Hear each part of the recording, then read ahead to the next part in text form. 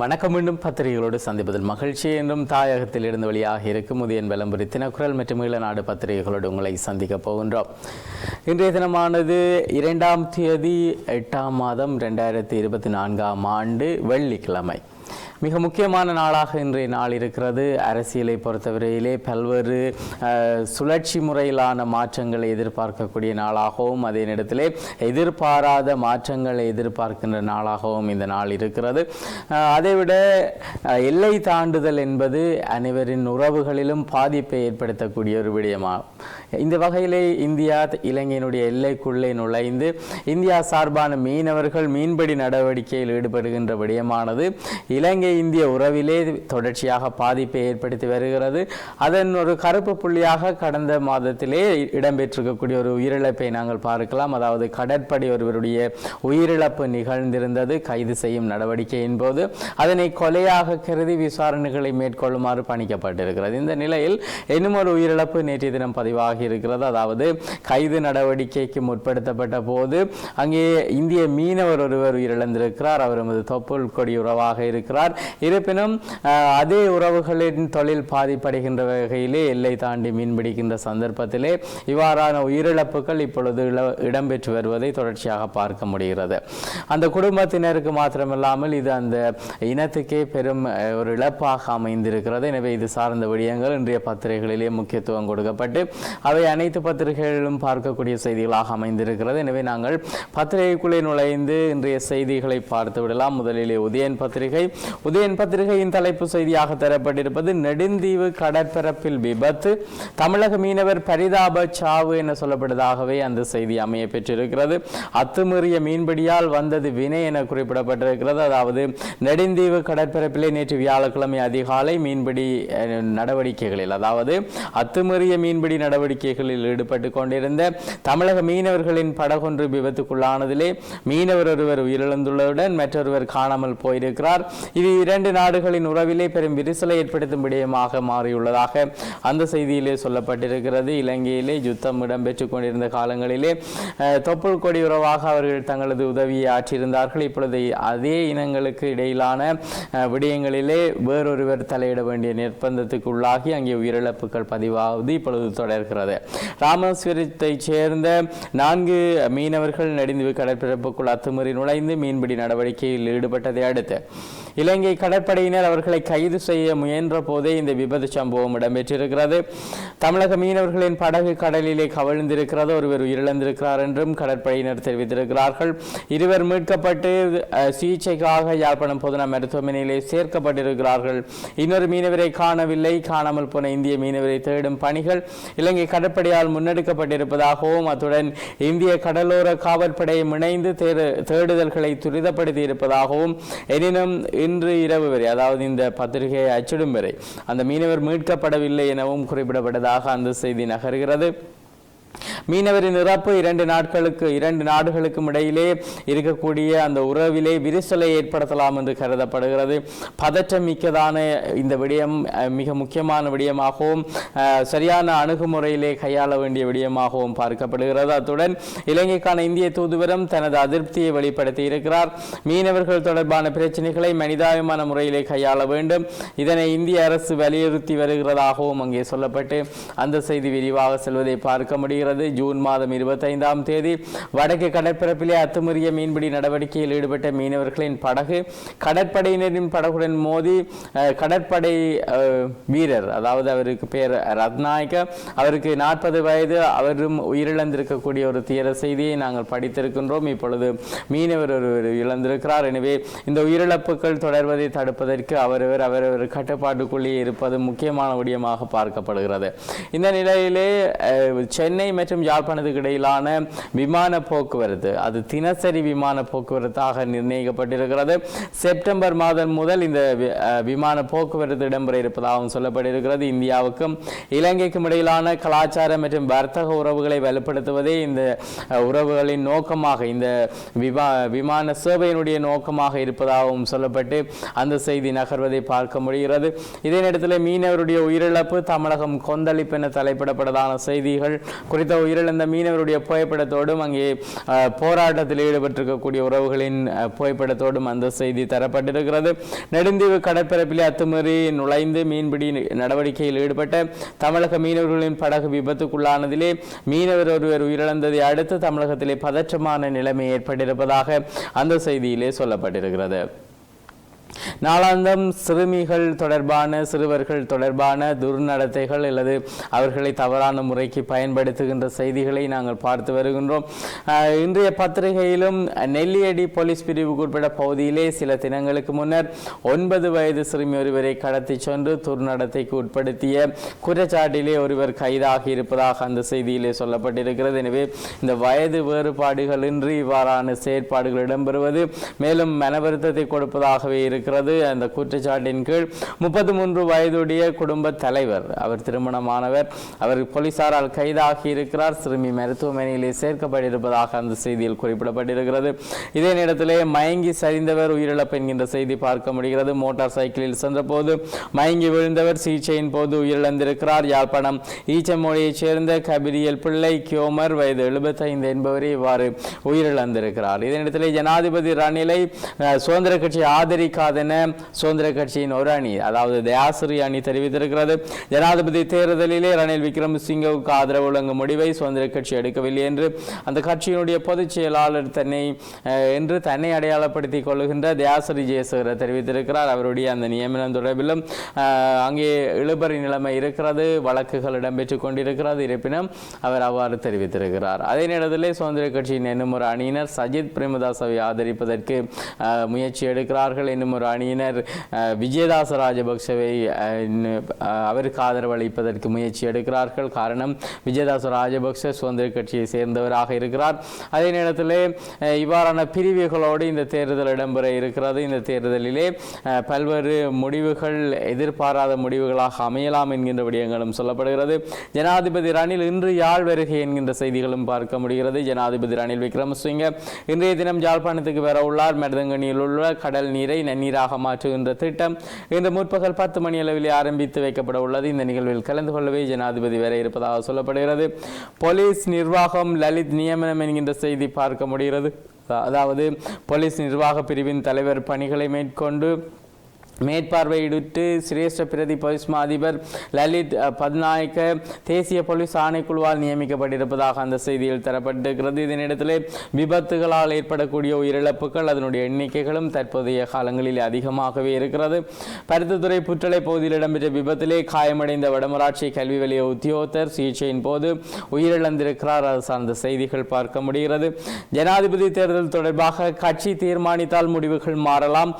மஹிந்த நேற்று ட்வீட் சொல்லப்படுதான செய்திகள், அதாவது மஹிந்த ராஜபக்ஷவை அரசியல் சாணக்கியன் என்று இப்பொழுது பலரும் சொல்லி வரக்கூடிய நேரத்திலே அவர் நாட்டிலே மக்களுடைய எதிர்ப்பால் அவருடைய பதவிகளை இழக்க வேண்டிய நிலைமை ஏற்பட்டிருந்தது. இந்த நிலையில் பெரமுன மீண்டும் தங்களுடைய இருப்பை தக்க வைத்துக் கொள்ளும் நோக்கத்தோடு ஒருவரை நியமிப்பதற்கு வேட்பாளராக நியமிப்பதற்கு முடிவெடுத்திருந்தது. இருப்பினும் கட்சியினுடைய முடிவு மாறுமாக இருந்தால் தாம் ரணில் விக்ரமசிங்கவை ஆதரிப்பதற்கு தயங்க மாட்டோம் என மஹிந்த ராஜபக்ஷ அவர்கள் தெரிவித்திருக்கக்கூடிய விடயமானது இன்றைய தினம் உதயன் பத்திரிகையின் முன்பக்கத்திலே பார்க்கக்கூடிய செய்தியாக அமைந்திருக்கிறது. இதே நேரத்திலே ரணிலை ஆதரிக்க தினேஷ் முடிவாம் என்கின்ற செய்தியும் பார்க்க முடிகிறது. தற்போது பிரதமராக இருக்கக்கூடியவர் ஜனாதிபதி தேர்தலிலே ஜனாதிபதி ரணில் விக்ரமசிங்கவுக்கு ஆதரவளிக்கப் போவதாக தெரிவித்திருக்கிறார். குறிப்பாக அவருடைய தலைமையிலே மக்கள் ஐக்கிய முன்னணி என்று ஒரு குழு இருக்கிறது. அவர்கள் தங்களுடைய மத்திய குழு கூட்டத்திலே நேற்றைய தினம் இந்த முடிவை எடுத்திருப்பதாகவும் சொல்லப்பட்ட அந்த செய்தி நகர்கிறது. இதே இடத்திலே இலங்கையில் மாத்திரமல்ல உலக நாடுகளிலும் அமைதி சீர்குலைக்கப்பட்டு கொண்டுதான் இருக்கிறது. அதிலே இஸ்ரேல் ஈரானுக்குரிய பிரச்சனைகள் பெரும் பிரச்சனையாக இப்பொழுது உருவெடுத்துக் கொண்டிருக்கக்கூடிய நிலையிலே இஸ்ரேலை தாக்குமாறு ஈரான் அதிரடியாக உத்தரவு பிறப்பித்திருக்கிறது. ஹிஸ்புல்லா என்கின்ற ஆயுத குழுக்களுக்கும் ஆயுதங்களை வழங்குகின்ற செயற்பாட்டிலே ஈரான் ஈடுபட்டிருப்பதாக சொல்லப்பட்டிருக்கிறது. எனவே ஹமாஸின் அரசியல் பிரிவு தலைவரான இஸ்மாயிலுடைய படுகொலைக்கு பதிலடி கொடுக்கும் வகையில் வகையிலேயே இந்த முடிவு எடுக்கப்பட்டதாக அந்த செய்தியில் சொல்லப்பட்ட அந்த செய்தி விரிவாக நகர்கிறது. இவை இன்றைய உதயன் பத்திரிகையினுடைய முன்பக்க செய்திகளாக அமைந்திருக்கின்றன. இதே நேரத்தில் வலம்புரி பத்திரிகையை பார்க்கலாம். தலைப்பு செய்தியாக தரப்பட்டிருப்பதும் அதே துயர செய்தி. நெடுந்தீவு கடற்பரப்பிலே தமிழக மீனவர் உயிரிழப்பு. அத்துமீறிய கடற்தொழில்களை கடற்படை அத்துமீறிய கடற்தொழிலாளர்களை கடற்படை கைது செய்ய முற்பட்ட வேளையிலே இந்த விபரீதம் ஏற்பட்டிருப்பதாக சொல்லப்பட்ட அந்த செய்தி நகர்கிறது. அதாவது நெடுந்தீவு கடற்பரப்பிலே அத்துமீறி சட்டவிரோத மீன்பிடியில் ஈடுபட்ட தமிழக மீனவர்களை இலங்கை கடற்படையினர் கைது செய்ய முற்பட்ட வேளை விபத்திலே தமிழக மீனவர் ஒருவர் உயிரிழந்திருப்பதாக அந்த செய்தியில் சொல்லப்பட்டு உறவுகள் அங்கே தங்களுடைய கவலைகளை வெளிப்படுத்துகின்ற நேரத்தில் எடுக்கப்பட்ட புகைப்படம் இணைக்கப்பட்டதாகவும் அந்த செய்தி தரப்பட்டிருக்கிறது. குறித்த உயிரிழந்த உறவினுடைய புகைப்படமும் இணைக்கப்பட்டிருக்கிறது. இதனிடத்திலே முன்பக்க செய்திகளிலே போலீஸ் மாதிபரை நியமியுங்கள் ரணிலிடம் பவரல் கோரிக்கை என்கின்ற செய்தி நேற்றைய பத்திரிகைகளிலும் நாங்கள் பார்த்த செய்தி. இதே நேரத்தில் 20 இந்திய மீனவர்கள் விடுவிப்பு என்கின்ற செய்தி. அதாவது உயிரிழப்பு ஒருபுறம் இடம்பெற்றுக் கொண்டிருக்க, கைதுகள் மறுபுறம் இடம்பெற்றுக் கொண்டிருக்க, விடுவிப்புகளும் தொடர்ந்து கொண்டிருக்கிறது. இது வெறுமெனவே நாளாந்த விடயமாக இருந்தால் பரவாயில்லை. ஆனால் அரசியல் நிகழ்ச்சி நிரலாக இந்த விடயம் வடிவமைக்கப்படுமாக இருந்தால் இழக்கின்ற உயிர்களுக்கு பதில் சொல்லியாக வேண்டும். இதே நேரத்தில் பிரதமர் தினேஷ் ரணிலுக்கு ஆதரவு என்கின்ற செய்தி வலம்புரி பத்திரிகையிலும் இணைக்கப்பட்ட செய்தியாக அமைந்திருக்கிறது. நெடுந்தீவிலே தமிழக மீனவர் உயிரிழப்பு. ராமேஸ்வரத்திலே முற்றுகை போராட்டம். இலங்கை தூதுவரை நேரில் அழைத்து மத்திய அரசு கண்டனம் என்கின்ற செய்தி பார்க்க முடிகிறது. அதாவது நெடுந்தீவு கடற்பரப்பிலே இந்திய மீனவர் ஒருவர் உயிரிழந்தமைக்கு எதிர்ப்பு தெரிவித்து ராமேஸ்வர துறைமுகத்தை முற்றுகையிட்டு தமிழக மீனவர்கள் பாரிய எதிர்ப்பு போராட்டத்தை முன்னெடுத்திருக்கிறார்கள். மேலும் குறித்த சம்பவத்துக்கு இந்தியாவுக்கான இலங்கை தூதுவரை அழைத்து மத்திய அரசு தனது கண்டனத்தை வெளியிட்டிருப்பதாகவும் அந்த செய்தியிலே சொல்லப்பட்டிருக்கிறது. குறிப்பாக இலங்கை துன்பங்களிலே இருக்கின்ற போது இந்தியா தனது மிக பெரும் உதவிக்கரங்களை நீட்டுவது வளமை. அதே நேரத்தில் இந்தியாவினுடைய எந்த விதமான கூற்றுக்களையும் இலங்கை மதிக்காது செயல்படுகிறது என்கின்ற விமர்சனங்கள் முன்வைக்கப்படுகிறது. 30 ஆண்டுகள் கடந்து 13வது திருத்தம் சரியான முறையில் நடைமுறைப்படுத்தவில்லை. இந்தியாவுக்கும் இலங்கைக்கும் செய்யப்பட்ட ஒப்பந்தம் அது. எனவே இந்தியாவை அது மதிக்காத செயற்பாடு என சொல்லப்பட்டிருக்கிறது. இதே நேரத்திலே இந்தியாவின் உதவிகளை இலங்கை பெற்றுக்கொண்டு இந்திய மீனவர்களை இவ்வாறு இன்னல்களுக்கு உள்ளாக்குகிறது என்கின்ற செய்திகள் சொல்லப்படுகின்ற போதிலும் இலங்கை மீனவர்கள் இதனால் பாதிப்படைகிறார்கள் என்பதே அங்கே விவாதமாக இருக்கிறது. அதே நேரத்திலே தமிழ் பொது வேட்பாளர் தோல்வியின் பின்னர் அரசியல் தீர்வு குறித்து பேச்சுவார்த்தை நடத்த முடியாத நிலைமை ஏற்படும் என திரு சுமந்திரன் தெரிவித்திருக்கக்கூடிய விடயம் தரப்பட்டிருக்கிறது. அதாவது தமிழ் பொது வேட்பாளர் என்கின்ற விடயம் தோல்வியடையுமாக இருந்தால் அதன் பின்னர் ஆட்சி பீடமேறுகின்ற பெரும்பான்மையின ஜனாதிபதி தலைமையிலான அரசாங்கத்துடன் தமிழர்கள் தீர்வு குறித்து பேச்சுவார்த்தைகளை நடத்த முடியாத நிலைமை ஏற்படும் என விசனம் வெளியிட்டிருக்கிறார். குறிப்பாக அவர் தெரிவித்திருக்கக்கூடிய விடயம் இவ்வாறு பொது வேட்பாளரை நிறுத்தி ஆதரவு தெரிவிக்காத பட்சத்திலே அவர்களிடம் எவ்வாறு கேட்க முடியும் என அவர் கேட்டிருக்கின்றார். ஆனால் வளமையாகவே ஜனாதிபதி தேர்தல் என வரும்போது எதிரணியிலே இருக்கக்கூடியவர்களுக்கே தமிழ் மக்கள் வாக்களித்து வருகிறார்கள். அது அதைவிட பாரதூரமானது என்பது எந்த சின்ன பிள்ளைக்கும் விளங்கக்கூடிய விடயமாக இருக்கிறது. இதே நேரத்திலே தமிழ் பொது வேட்பாளர் அடுத்த வாரம் அறிவிப்பு. விக்னேஸ்வரன் எம்பி தெரிவித்திருக்கக்கூடிய விடயங்கள் தரப்பட்டிருக்கிறது. தமிழ் பொது வேட்பாளர் தொடர்பிலே அடுத்த வாரம் அறிவிப்புகள் வெளியாகும். இதனை பாராளுமன்ற உறுப்பினர் சி விக்னேஸ்வரன் தெரிவித்திருக்கிறார். அதே நேரத்திலே ஈச்சமோட்டையிலே மயங்கி விழுந்த ஒரு உயிரிழப்பு என்கிற செய்தி நாங்கள் பார்த்த செய்தி. வடமராட்சி கல்வி நிலைய ஊழியர் விபத்திலே சிக்கி சிகிச்சை பெற்று வந்திருக்கக்கூடிய நிலையில் உயிரிழந்திருக்கிறார். அது சார்ந்த செய்தி நாங்கள் விரிவாக பார்த்திருக்கின்றோம். கட்சி தீர்மானித்தால் ரணிலை ஆதரிப்போம் இந்த தெரிவிப்பு நாங்கள் பார்த்த செய்தியாக அமைந்திருக்கிறது. இவை இன்றைய வலம்புரி பத்திரிகையின் முக்கிய செய்திகளாக இருக்கின்றன. இதே நேரத்தில் தினக்குரல் பத்திரிகையை பார்க்கலாம். தலைப்பு செய்தியாக அமைந்திருப்பதும் அதே விடயம்தான். ஜனாதிபதி வேட்பாளர் தொடர்பிலே மஹிந்தவின் முடிவில் மாற்றம் வருகிறதா என கேள்வி கேட்கப்பட்டதாக அந்த செய்தி அமைய பெற்றிருக்கிறது. கட்சி கூறுமாக இருந்தால் தீர்மானத்தை மாற்றுவோம் எனவும் அவர் தெரிவித்திருக்கிறார். ஜனாதிபதி வேட்பாளர் தொடர்பில் எடுக்கப்பட்ட தீர்மானத்தை மாற்ற வேண்டும் என்று கட்சி கூறுமாக இருந்தால் அதன்படி தீர்மானத்தை மாற்றுவோம் என்று ஸ்ரீலங்கா பொதுஜன பெரமுனவின் தலைவரும் முன்னாள் ஜனாதிபதியுமான மஹிந்த ராஜபக்ஷ தெரிவித்திருக்கிறார். ஸ்ரீலங்கா பொதுஜன பெரமுன தலைமையகத்திலே நேற்று நடைபெற்ற கூட்டம் ஒன்றிலே தொடர்ந்து அங்கே ஊடகவியலாளர்கள் எழுப்பப்பட்ட கேள்விக்கு பதிலளிக்கும் போதே அவர் இந்த விடயங்களை பதிவு செய்திருக்கிறார். முன்பக செய்திகளிலே சிகிச்சை பலனின்றி இளைஞன் மரணம் ஏற்கனவே பார்த்த செய்தி. மயங்கி விழுந்த முதியவர் உயிரிழந்திருக்கக்கூடிய செய்தி நாங்கள் பார்த்த செய்தி. நெடுந்தீவு கடற்பரப்பிலே கைது செய்ய முற்பட்ட வேளை இந்திய மீனவர் உயிரிழப்பு. ஒருவரை காணவில்லை. நாங்கள் இன்றைய தினம் விரிவாக பார்த்தபடியே மிகவும் முக்கியமான ஒரு விடயம் அது. இது சரியான முறையிலே கையாளப்பட வேண்டும். கடற்படையினுடைய படகு மோதிய அந்த விபத்து ஏற்பட்டதாகவும் அதன்போது மீனவர் பலியானதாகவும் சொல்லப்பட்ட இன்னும் ஒரு செய்தி பார்க்க முடிகிறது. இதற்கு இந்தியா தன்னுடைய கடும் எதிர்ப்பை தெரிவித்திருக்கிறது. இந்தியா பதில் தூதுவரை அழைத்து தங்களுடைய கண்டனங்களை பதிவு செய்திருக்கிறது. எனவே அது சார்ந்த செய்திகள் விரிவாக தரப்பட்டிருக்கின்றன. இது ஒரு புறம் இருக்க, மஹிந்த ராஜபக்ஷ மற்றும் ரணில் விக்ரமசிங்கவை இணைப்பதற்கு தினேஷ், அதாவது பிரதமர் தினேஷ் முயற்சிப்பதான செய்திகள் சொல்லப்பட்டிருக்கின்றன. பிரதமர் தினேஷும் தற்போது வரைக்கும் ரணிலுக்கு வாக்களிக்கின்ற விதம் அல்லது ரணில் விக்ரமசிங்க அவர்களுக்கு ஆதரவளிக்கும் திட்டத்திலே இருப்பதாக சொல்லப்பட்டிருக்கிறது.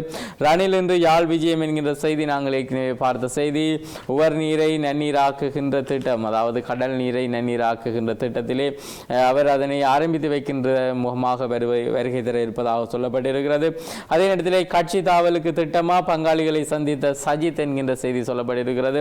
ஆரம்பத்திலிருந்து தன்னை ஒரு சரியான ஒரு போக்கில் செல்பவராக சஜித் பிரேமதாச தெரிவித்து வருகிறார். எந்த விதமான சலனங்களுக்கும் தான் அஞ்ச போவதில்லை எனவும், திருடர்களோடு நான் கூட்டு சேர்ந்து ஒருபோதும் ஆட்சி அமைக்க மாட்டேன், யார் வேண்டுமானாலும் கட்சி தாவலாம் என அவர் தொடர்ச்சியாக தன்னுடைய நிலைப்பாட்டில் உறுதியாக இருப்பது போல காண்பித்து வரக்கூடிய நிலையிலே இப்பொழுது தன்னுடைய சகாக்களை சந்தித்து நீங்களும் கட்சி மாறப் போகிறீர்களா என்கின்ற கேள்விகளை அவர் கேட்டிருக்கிறார். அதே நேரத்தில் இலங்கை கடலிலே உயிரிழப்பு ஏற்படுவது கண்டிப்பாக தவிர்க்கப்பட வேண்டும். வடக்கு மாகாண கடல் தொழிலாளர் இணையத்தினுடைய செயலாளர் தெரிவித்திருக்கிறார். குறிப்பாக இந்த கடல் தொழிலாளர்கள் இணையம், கடல் தொழிலாளர்கள் சமாசம், கடல் தொழிலாளர்கள் சங்கம் அனைத்துமே இந்த உயிரிழப்புகளை விரும்பாதவையாக இருக்கிறது. இந்தியாவுடனான சந்திப்புகள் பல ஏற்படுத்தி அங்கே பேச்சுவார்த்தைகளை கூட அவர்கள் செய்திருந்தார்கள். ஆனால் அது இவ்வாறு வெற்றியளிக்காத காரணங்களால் உயிரிழப்பு தொடர்வதை பார்க்க முடிகிறது. மொட்டிலே போட்டியிட பலரும் பின்னடிப்பு, வேட்பாளர் அறிவிப்பு தாமதம் என்கின்ற செய்தி தரப்பட்டிருக்கிறது. ஏற்கனவே மொட்டிலே தமிக பெரியர் அதற்கான ஆயத்த நிலையில் இருப்பதாக அறிவித்திருந்தார். ஆனால் இப்பொழுது இவ்வாறான ஒரு செய்தியையும் பார்க்க முடிகிறது. பிரசன்ன, ரமேஷ் பத்ரன, மஹிந்தானந்த நீக்கப்படுவார்களா என்கின்ற ஒரு கேள்வி கேட்கப்பட்டிருக்கிறது. அதாவது பொதுஜன பெரமுனனுடைய தீர்மானமாக இது இருக்குமா என்கின்ற விடயங்களும் பார்க்கப்படுகிறது. அதாவது ஜனாதிபதி ரணில் விக்ரமசிங்கவுக்கு ஆதரவு தெரிவிக்கும் தமது கட்சியின் மாவட்ட தலைவர்களை அவர்களின் பதவிகளில் இருந்து நீக்குவதற்கு ஸ்ரீலங்கா பொதுஜன பெரமுன தீர்மானித்திருப்பதாகவும் அந்த செய்தியிலே சொல்லப்பட்டிருக்கிறது. 92 எம்பிக்களதும் ஆதரவு உண்மையா என்கின்ற ஒரு சந்தேகம் இருப்பதாகவும் அது சார்ந்து சந்தேக கேள்வி எழுப்புகிறார் பீரிஸ் என்கின்ற தலைப்போடு செய்தி பார்க்க முடிகிறது. அதே நேரத்தில் இந்திய மீனவர் திட்டமிட்டு கொலை, இலங்கை கடற்படையினரை உடன் கைது செய்யுமாறு கோரப்பட்டிருக்கிறது. இலங்கை கடற்படை கப்பல் மோதி படகு கவிழ்ந்து உயிரிழப்பு ஏற்பட்டிருக்கிறது. இந்த நிலையிலே இலங்கை கடற்படையினரை கொலை வழக்கிலே கைது செய்யுங்கள் என பாமக கட்சியினுடைய தலைவர் அன்புமணி ராமதாஸ் தெரிவித்திருக்கக்கூடிய விடயம் தரப்பட்டிருக்கிறது.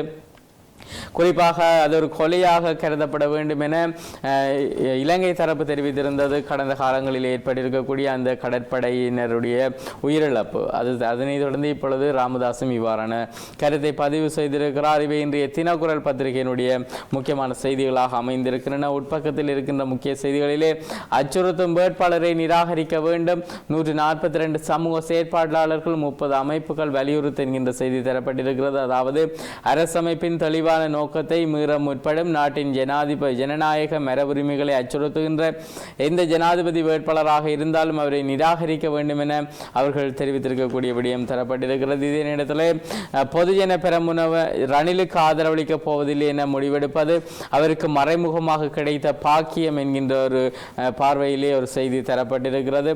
அதாவது பெரமுனோடு இணைந்திருப்பதை மக்கள் விரும்பவில்லை என சொல்லப்பட்டிருக்கிறது ஜனாதிபதி. எனவே இவ்வாறு எதிர்த்தெடுத்திருக்கக்கூடிய முடிவானதும் அவருக்கு ஆதரவான முடிவாகவே பார்க்கப்படுகிறது. அதே நேரத்திலே பாராளுமன்ற பெரும்பான்மை ஜனாதிபதியின் வசம் ஆகிவிட்டது என கல்வி அமைச்சர் சுசீல் தெரிவித்திருக்கிறார்.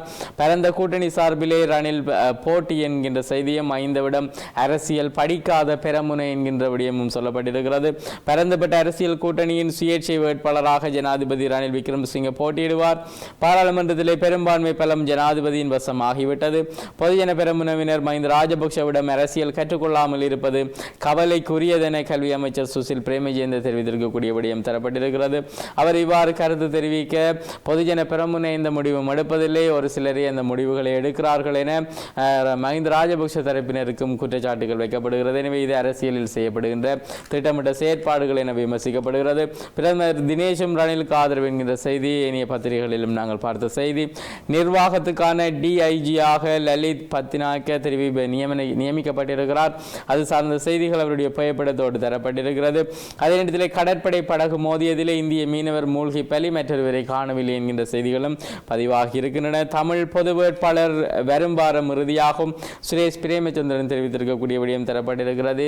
எதிர்வருகின்ற நாட்களிலே பொது தேர்தல் ஒன்று எதிர்பார்க்கப்படுகிறது. அந்த பொது தேர்தலிலே தமிழர் தரப்பிலே வளமையானவர்களே ஆசனங்களை பெறப்போகிறார்களா என்கின்ற கேள்விகளும் எழுப்பப்பட்டிருக்கிறது. இந்த நிலையிலே இந்த தமிழ் பொது வேட்பாளராக நியமிக்கப்படக்கூடியவருக்கு மக்களினுடைய அறிமுகம் அதிக அளவிலே கிடைக்கும். எனவே அவர் பொது தேர்தலிலே இலகுவாக வெற்றி பெறுவார் என்கின்ற ஒரு பார்வை இருக்கிறது. எனவே இந்த விடயத்துக்கும் இப்பொழுது ஒரு போட்டி நிலவுகிறது. யார் பொது வேட்பாளராக நிறுத்தப்பட போகிறார் என்கின்ற விடயங்கள். இதே நேரத்திலே பொதுஜன பெரமுன வேட்பாளர் புதனன்று அறிவிக்கப்படுவார் என்கின்ற செய்தி சொல்லப்பட்டிருக்கிறது.